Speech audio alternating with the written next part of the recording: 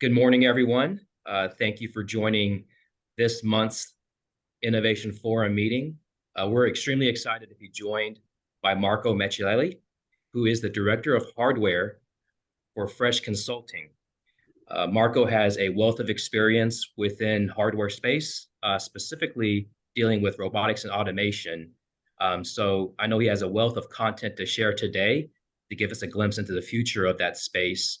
And it's intended to be interactive this morning. So as he's talking through different topics, please feel free to chime in, ask questions, engage, and we'll have a very collaborative discussion around this. So without any further ado, I'll hand it over to Marco.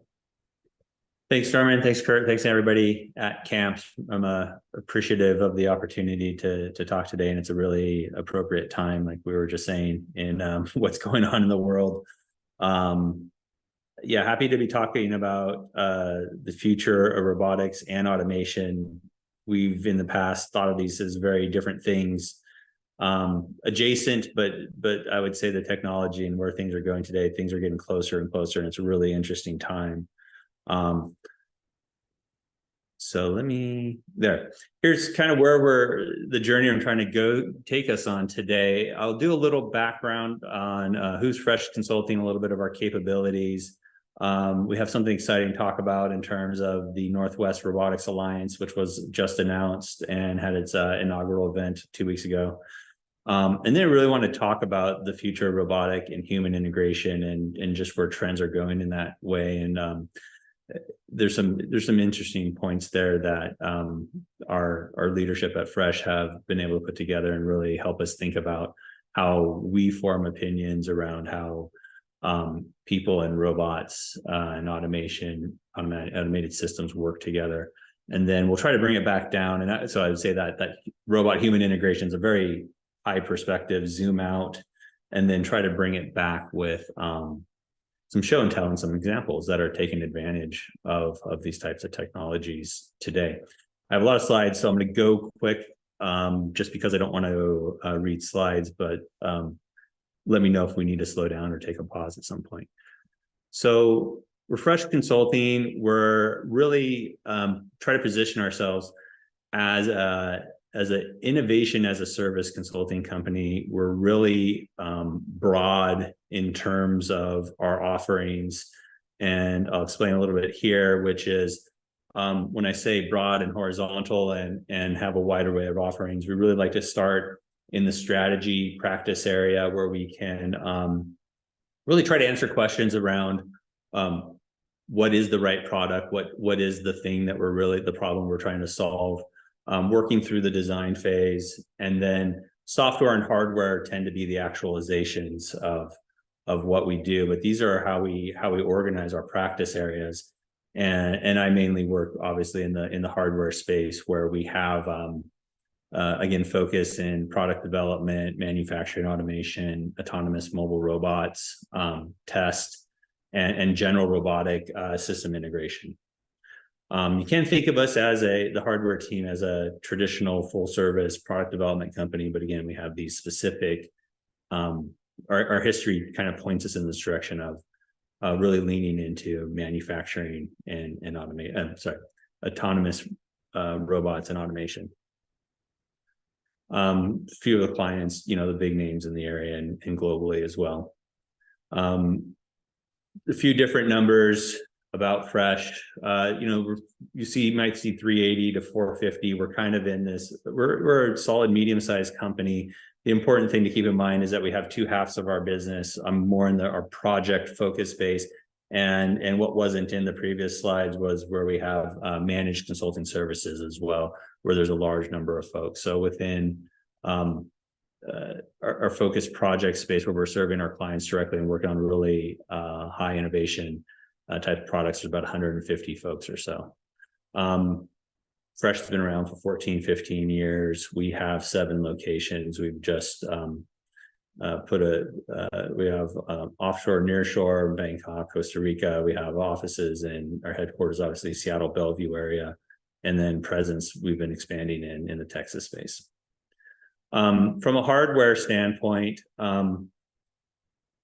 we're, again, pretty full service in terms of what our capabilities and our team size allows us to address. We really like to take on essentially the hard, challenging problems out there in the product development, robotics, test, automation spaces, and help our clients work through really hard things.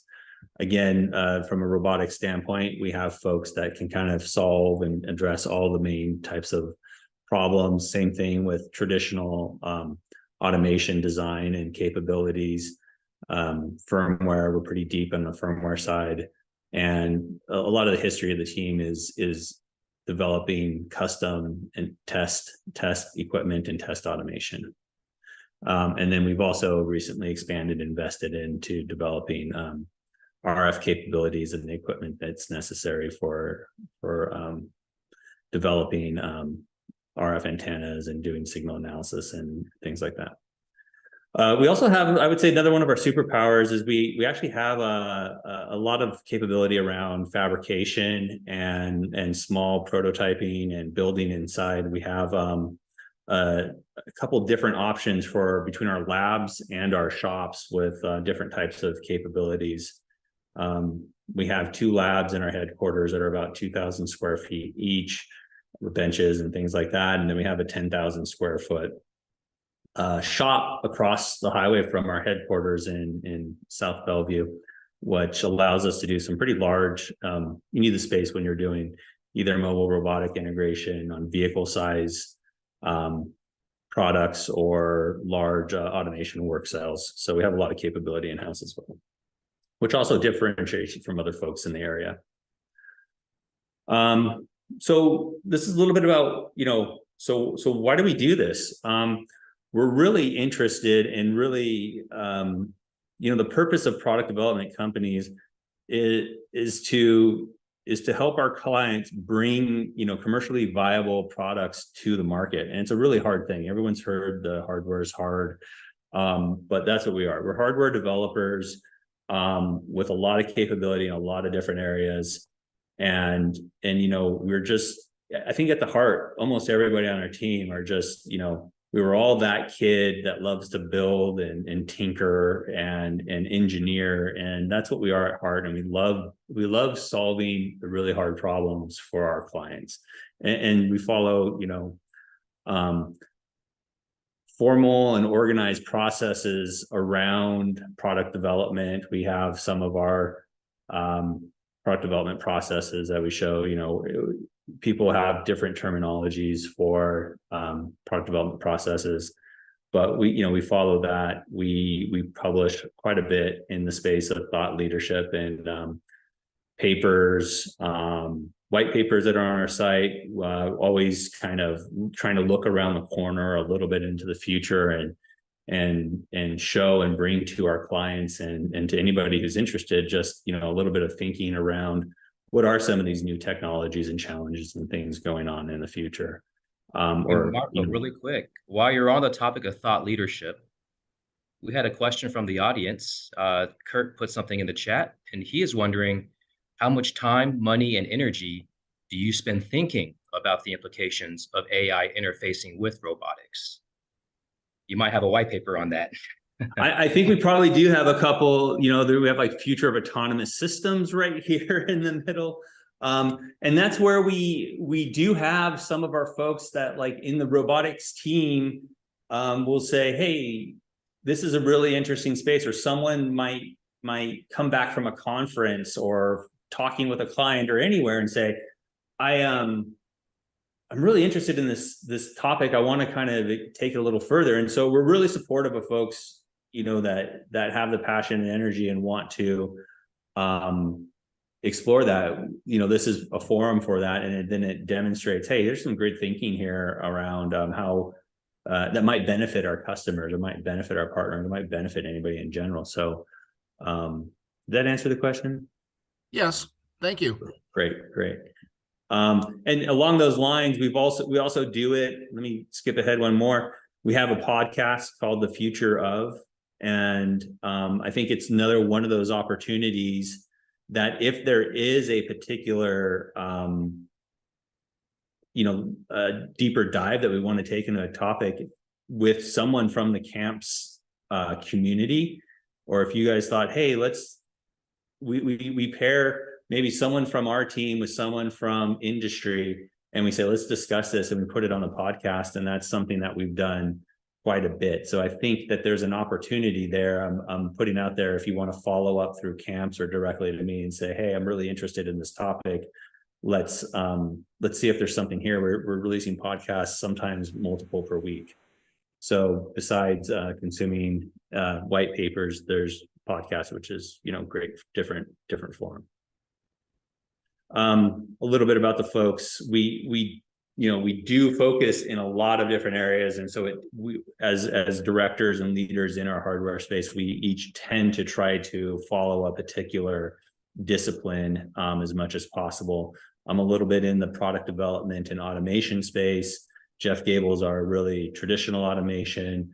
John Perrin in firmware, Reg Orton in product development, and we're actually potentially in the hiring our new robotics director as well. So that's a little bit about Fresh. One of the things I wanted to speak to quickly, and not sure if folks have seen or are aware, but we are one of the charter members and have just announced the Northwest Robotics Alliance. About 2 weeks ago, we had the inaugural kickoff event, and some of the content I'm going to present later is from that event. We're really trying to form a robotics community in the Northwest, and also accelerate and lean into the speed and the growth and all the good stuff happening in the robotic space, and help being an enabling factor in that space. There's a little bit of history. There's a number of actually kind of pretty famous already nonprofit or robotic based organizations between Massachusetts Mass Robotics, Pittsburgh Robotics, and Silicon Valley Robotics. So we're really trying to continue in the vein of these community organizations, and further the model a little bit to again, support and enable the development of the robotics industry in the Northwest. There's obviously great reasons why the Northwest should have their own organizations. We have a number of large cap OEMs in the space, tons of leadership. Geography alone is always an interesting factor in why the Northwest is special, and probably how it's developed economically over the decades, just because of, literally, if you look at Seattle, Portland, Vancouver, there's a 1,000-mile gap between us and other metropolitan areas. And so it makes sense that we try to support and recognize just the area, and try to, let's say, not put our hands around it from an exclusion, but again, trying to lift and support.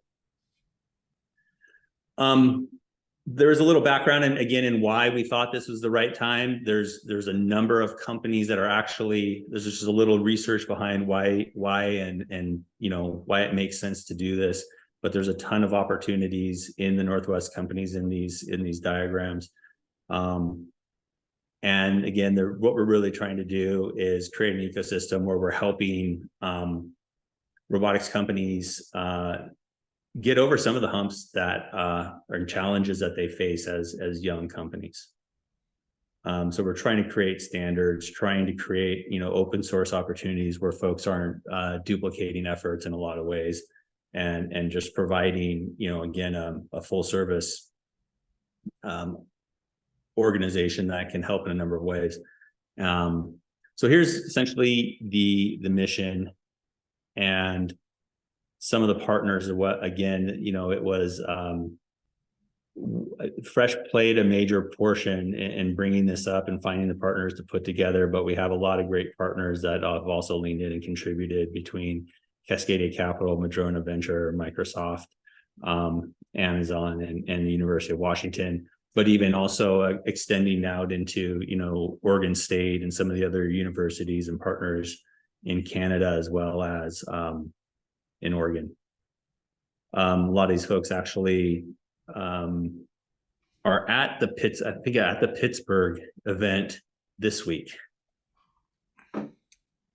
Anyway, that's a little bit about the Northwest Robotics Association Alliance. Sorry, I'll have a link later. You can look at the website. The first event was just 2 weeks ago, and there'll be future events coming up. Okay, so this is, I think, the main thing we wanted to talk about. And again, there's a few slides here I really want to go quickly through and dwell on a few of the ones that resonate with me. This was a really fantastic presentation that our CEO, Jeff Dance, gave at the Robotics Alliance kickoff.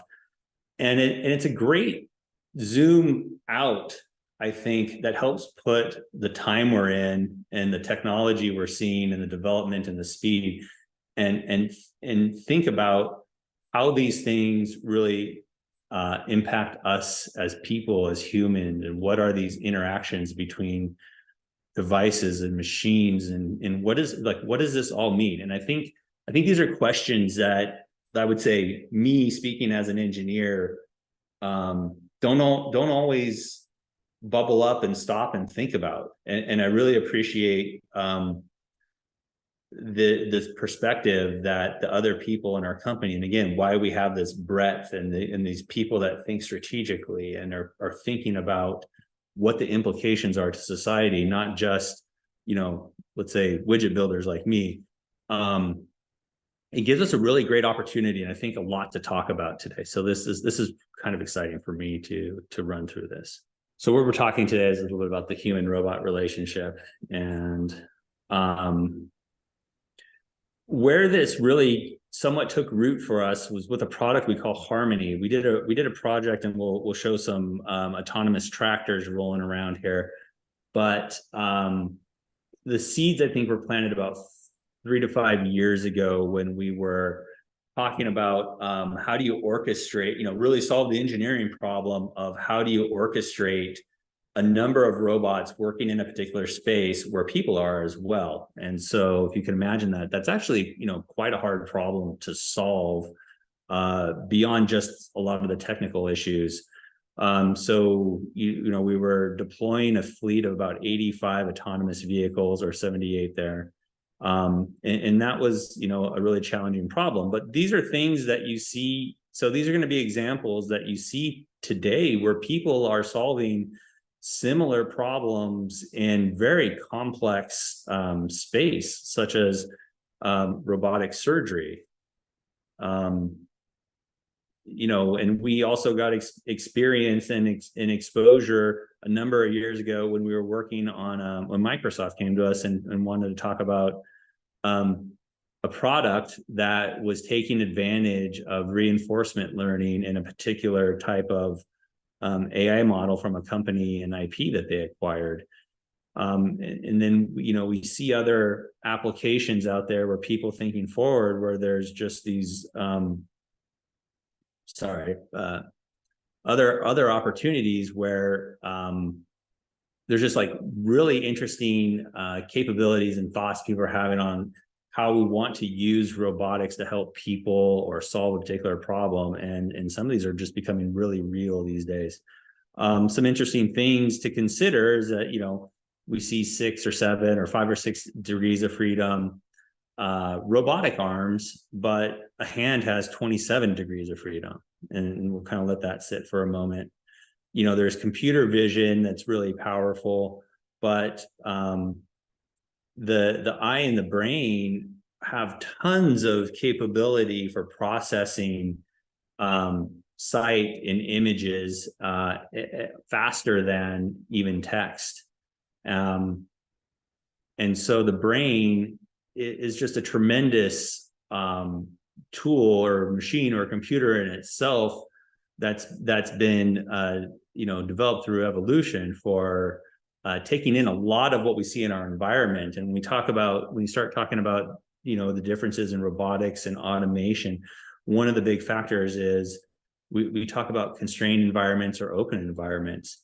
Humans are really well adapted with our articulation of our legs, feet, ability to take in images and process a lot of ambiguity.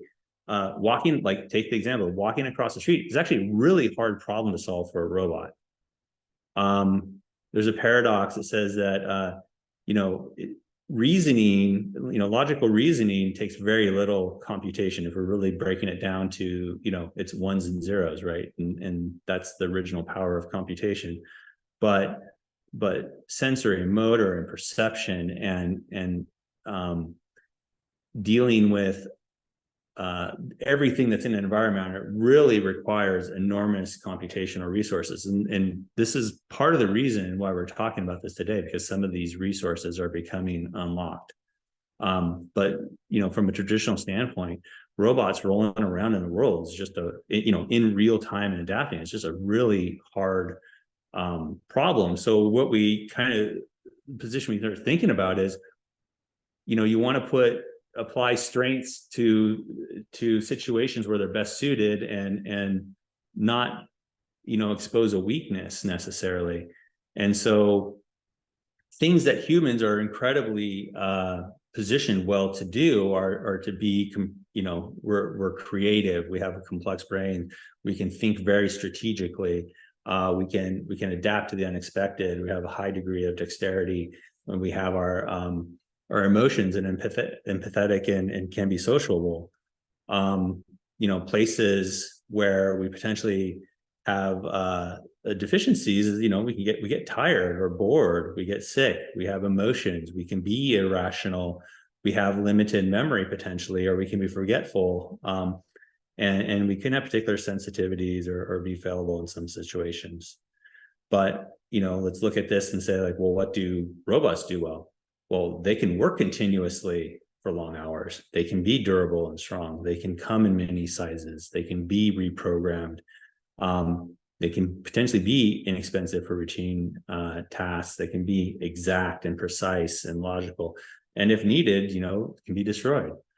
But what they don't do well is, actually provide, they lack judgment and supervision. At times there's needed for intervening when things go wrong, and there's situations where they can't adapt to. They're limited in their senses, not as dexterous or mobile. Potentially the interactions with people, can create tensions. There's development and costs with, learning and teaching and applying them, and they're made to do sort of like one thing. So there's a lack of creativity. So the position here, the thinking that Fresh is really, leaning into again is like, how do we combine strengths and weaknesses? We think that, the future is together working with technology ultimately. So we need to have, a framework this is essentially our framework for how we do this. And traditionally, robots have been, tasked with the dull, dirty, dangerous. It's a really traditional way of looking at it. And dull today, yesterday isn't the same. But one of the things that came out of the pandemic that we believe is that, people want more meaning and growth in their lives. And we think that the trend that we're on is potentially, beneficial in that we can take some of that autonomous, mundane and repetitive and the dull, and try to offload that to the robotics. And then we also see, obviously, labor shortages in a number of places also, fueling the tailwinds and the accelerations of development in this space. Clearly in these industries, constructions, restaurants, transportation, logistics, and manufacturing, have some examples of these later. So this evolution and potentially fear is not new. We've seen this, in other technology cycles. But we look at this and you look forward and you say, machines could displace a lot of jobs, but we also think that they're going to create new jobs as well. And what we're really looking at is how do we do this in a way that helps, utilize automation and robotics in a way that that benefits people. And again, a little bit more on the thought leadership, but these are 10 different podcasts on different aspects of automation, and robotics.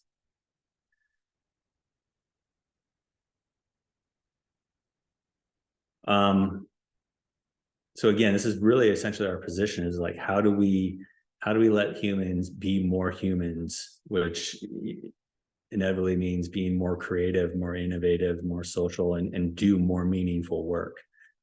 I'm going to try to click ahead here a few more.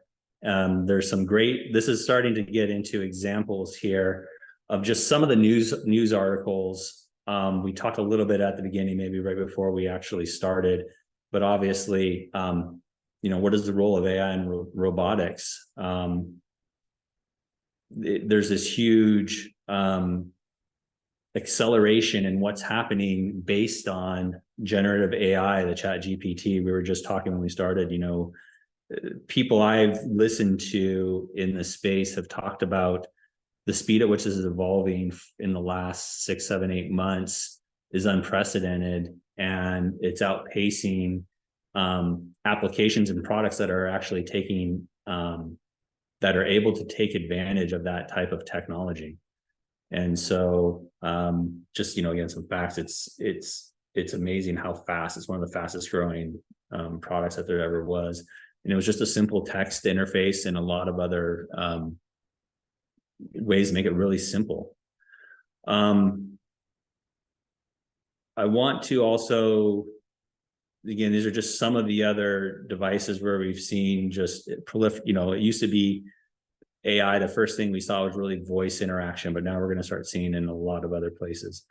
There's an interesting quote that Bill Gates said that we kind of have adapted, which is that we generally overestimate the change that'll occur in the next 2 years, and we can say this in the next 3 months potentially with AI, but underestimate the change that will occur in the next 10 or potentially a year. And I think that's an interesting thing to take away perhaps from today, is just to be mindful of what's happening in the next year or two around you and in your space. But again, examples of products that are out there. These are some of just the early first products that are taking advantage of these AI. And so these are the folks that have been on the forefront. But how do we translate this back into, what's happening in, say, robotics and automation, actually getting it back into hardware? These are just a few more products that you can see out there. Some of these are really cool. Like if you go to Meta, I don't know if anybody's seen Segment Anything. A lot of this stuff is just right now available on the web. You can just like Chat GPT, you can go to Facebook, look for Sam, and upload a picture, and the capabilities around the AI it's real time, and it's amazing. I think at this point, I want to stop. I'm going to click a few more slides here, but I think I want to stop here because this is where we can kind of bring it back down into some of the spaces around robotics and automation where I've seen some real applications. So let's see. I think we'll stop at this point, and it's a good point to say if there's any questions. Give me a moment to switch back to some of our other. I have a question for you, Marco. Sure.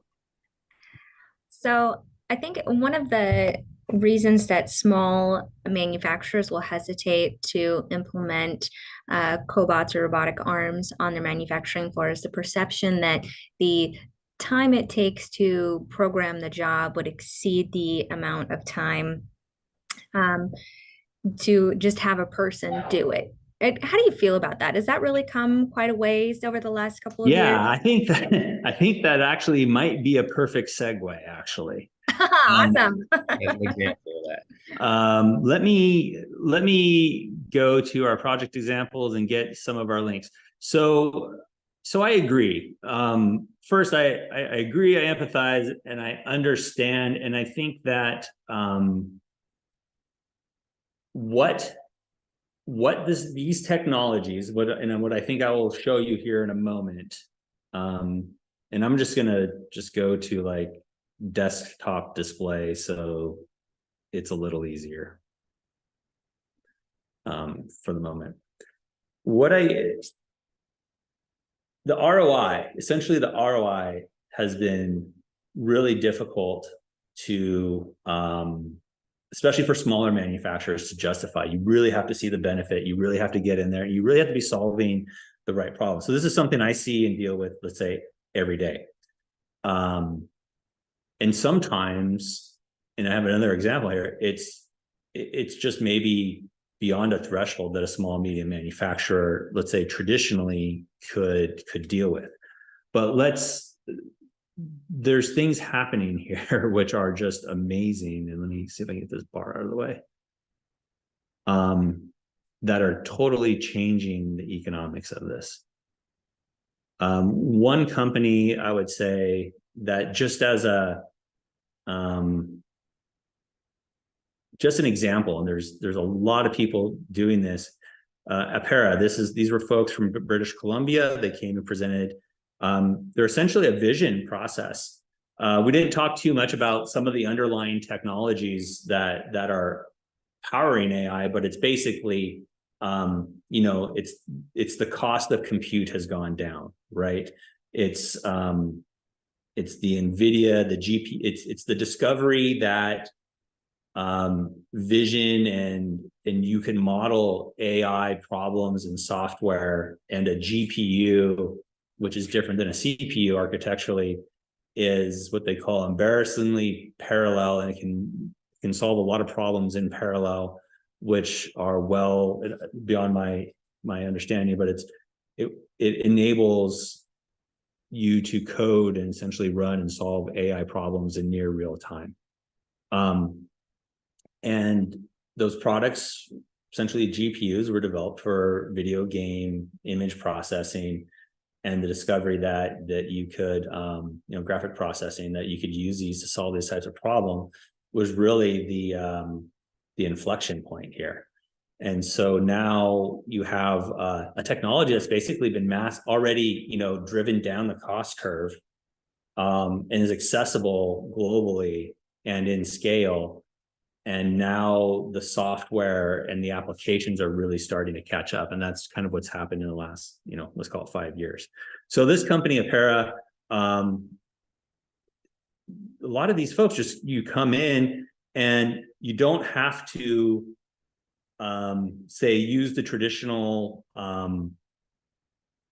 automation approach, which is like really controlling all the environment. The AI, the vision processing, is allowing the robot or the software to deal with the ambiguity of this bucket of parts over here.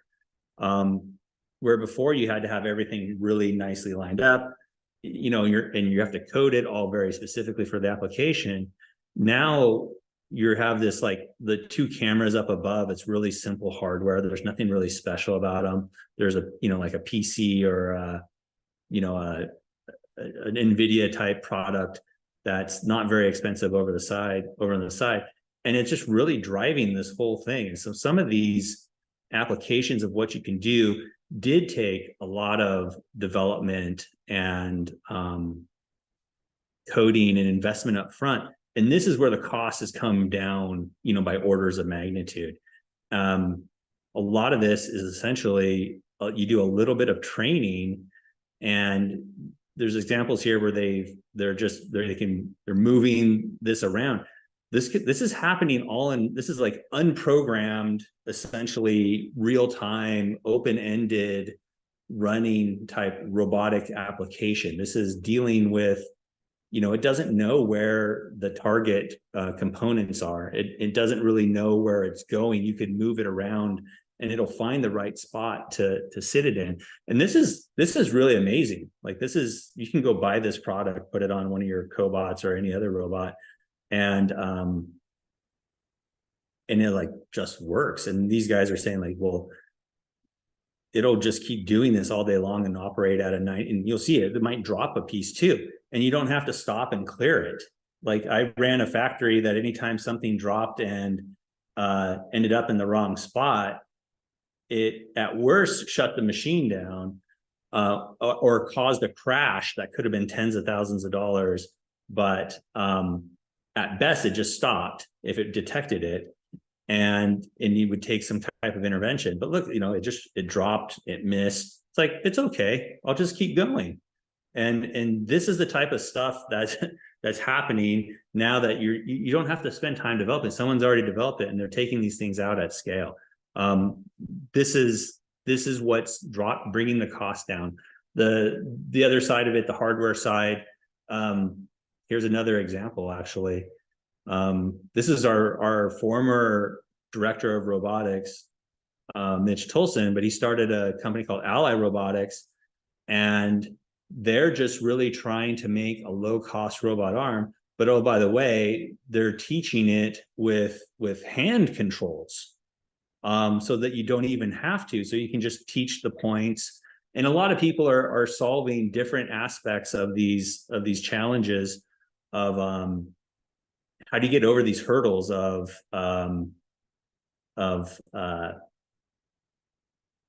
things that have to be deeply coded and take a ton of resource up front.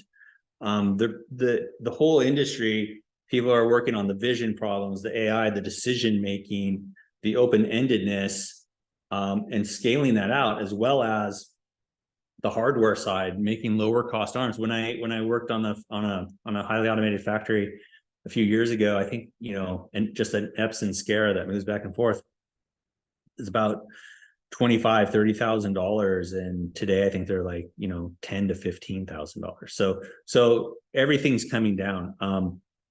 The application, this is just another interesting application of this is a food service. This is deep fryers. A company that wants to no one wants like sitting in front of the deep fryer, and this company that we've worked with. But creating, the robot arm, the system to be able to monitor, do all the things you need to do, but also do it economically.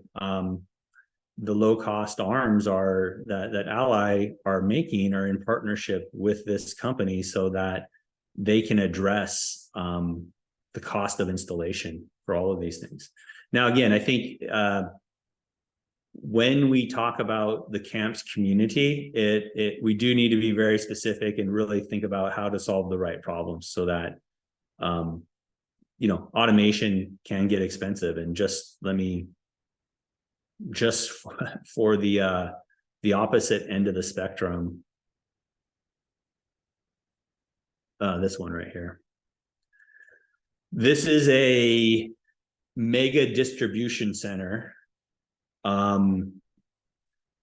A place, actually, I went and saw this working in person, and they take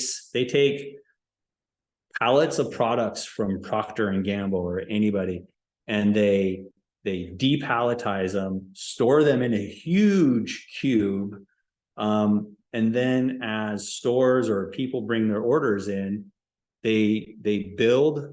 Again, this is the inbound process, and just destacking and ingesting pallets of the same product, storing them away. And this is real time. These are huge robots processing tons of stuff in a 1.2 million square foot warehouse. So we're talking a large consumer goods distribution center. But what they're able to do is when they're building their orders that for pallets that go out to the stores, let me see if I can forward along to this. This company is called Symbotic. This is the racks where they're stored, so they can store things actually more densely. They can retrieve it. They have a number of different, it's still a little bit, a lot of the part of the solution is still a little bit of brute force, you know, robots going back and forth. But the fact that they can, and actually, I'll talk about the efficiencies of what they're driving. It's amazing. The company pledged $13 billion to automate all of their distribution centers in this way, which is essentially from unloading the back of a truck to loading the truck with a new mixed pallet. These robots, the AI, the computer system can look at the orders. There's a couple of things going on here, which is amazing. They can build the order for the store so that when this pallet comes off the truck, they know that the things on the top are going to go to aisle 1. And as you go down the aisle, they'll be put it on the shelf. And as you go down to aisle 2, the next thing. So they build the order in a logical sense that's efficient for restocking the shelf. But also you see it's stable and it's more dense than anything a human can actually do. And so this is where, let's call it the computer, the AI, or the optimizations that they can make based on the order really come into play. So again, this is more of an industry leader, and what they were able to do, they understand their costs and their operations so well that they understand every time I touch a box, it costs us 50 cents. So it costs us 50 cents to go put it away. It costs us 50 cents to put it back on a pallet. It costs us 50 cents to take it off the pallet and put it on the shelf. And they were able to build their ROI that essentially said, we can invest $13 billion, and we're cutting our touch cost in half. And so, you know, the thing that enables it for them is that they're doing something like 500 million touches a day. So, but the ROI was there for them. My point is that it takes that same level of focus to solve, you know, understand that you're solving the right problem. Now, this is a massive endeavor. It's an end-to-end solution, but it applies obviously if we're turning a screw or we're packaging or places where I think these technologies might be really applicable for folks in the community are some of the machine. Let me go back to, I think I had that machine tending video that we were talking about. Or here, here's a sorting application. Sorting small things that, you know, just dump them on a table. And this is kind of 2 or 3 things working together. It's a really fast pick robot. There's clearly a camera in here too that's driving and telling it what to do. And then there's this really simple sort table, but you don't have to worry now about mixing part A and part B or keeping them separate or putting them in really special constrained places or crowded. You just let the vision, it's the power of the vision or the AI is detecting red, blue, orange, green, round, circle. And we had an application that we were literally just, we have 3 different washers essentially, and they differ in diameter by 2 or 3 millimeters each. But we said, oh, we don't have to worry about putting them on spindles or sorting them really, really precisely, because it's at the detection level of the camera systems along with the AI. We can measure them to within a tolerance that we can always pick the right one. So that's a place where, you know, sorting, placing into packaging, labeling, applications like that, which become very monotonous for people to do, but are great starting point applications for for folks in the camps community. And speaking of that, there's another company, I think it's this one, iVault. They're developing a more of an anthropomorphic robot, and I don't know that it looks something like this, but the point is that it's easily trained. And one of their applications, you kind of see over here, I don't think they have any videos, but is label application onto a bottle. This is a local Seattle company that just came out of stealth. But what they all have is an ability to kind of avoid this custom coding, take advantage of again, the power of the AI or power of the computing to abstract the things that used to be hard coded previously and get past that investment up front of developing a highly custom system. And that's the other great thing. It's like, oh, we're going to use this for labeling today, but machine tending tomorrow type of a situation. Marco, I see on this slide that they're emphasizing their no code platform. And are you seeing that more and more with automation and robotics, that this idea of no code is the way things are going? Yeah. I would say, back in the traditional automation is like the PLC, we're going to program logic that's going to be very repeatable, closed loop, deterministic. And now with either a little bit of training or some type of, let's say, shortcut, the no code is we can go deploy it, and with a few iterations of training or providing the right inputs, we can go to we can get a functional system quicker.